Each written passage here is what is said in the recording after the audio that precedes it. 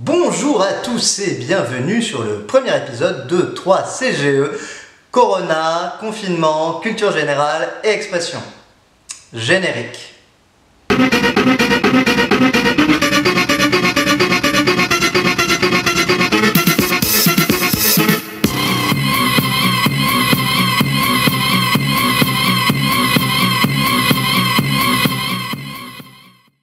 Tout d'abord, j'espère que vous et vos proches allez bien. On va commencer vos révisions via cet outil. Nous allons traiter de votre thème 2 à toute vitesse. Déjà, l'expression à toute vitesse. Est-ce une hyperbole enthousiaste, l'injonction d'un supérieur ou bien l'expression d'une crainte?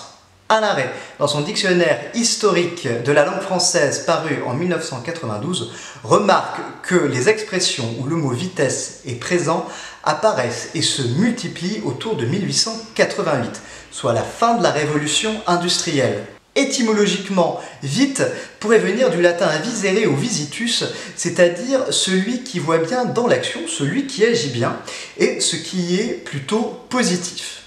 Par contre, au XVIIIe siècle, vite serait plutôt affilié à celui qui agit sans réfléchir, et ce qui serait plutôt dévalorisant.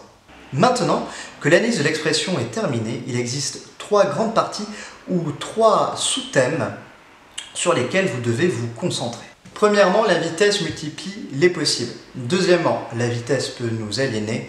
Troisièmement, on peut choisir de décélérer, voire de choisir la lenteur. La vitesse multiplie les possibles. Alors tout d'abord, la vitesse s'expérimente.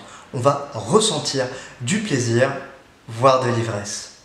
Ensuite, le développement technologique et la vitesse qui en découle a permis le développement de nos sociétés. Augmentation de la production des ressources et de leur diffusion, augmentation de la vitesse de diffusion de l'information, mais aussi de la production de données et de leur diffusion. Cela va donc entraîner une modification de notre rapport au monde, de la perception et de l'exploitation, du temps et de l'espace. L'information circule plus vite et donc le développement technologique est beaucoup plus rapide.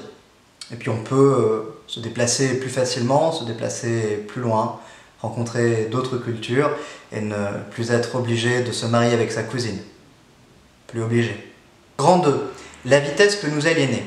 Vu que l'on prend de moins en moins de temps pour exécuter une tâche, on devra avoir de plus en plus de temps pour nous reposer ou bien pour nos loisirs. Mais paradoxalement, en gagnant en vitesse d'exécution, on gagne aussi en pression. La production augmente, le rythme de vie s'accélère. On croyait dompter la vitesse et finalement on se retrouve entraîné par elle. Mais alors, comment garder le contrôle de nos vies sans nous faire déborder par la vitesse? Grand 3. En réponse à ces agressions, on peut choisir de décélérer, voire choisir la lenteur. On a vu que la vitesse avait des qualités, mais aussi des défauts. Et si on choisissait la lenteur? Préférer la qualité à la quantité. Mais dans un monde en constante accélération, cela pourrait être dangereux.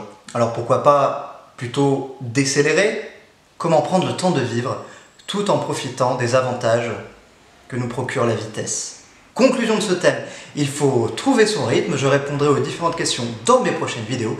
Et je vous laisse sur Jacques Brel, une valse à 1000 temps sortie en 1959. Portez-vous bien!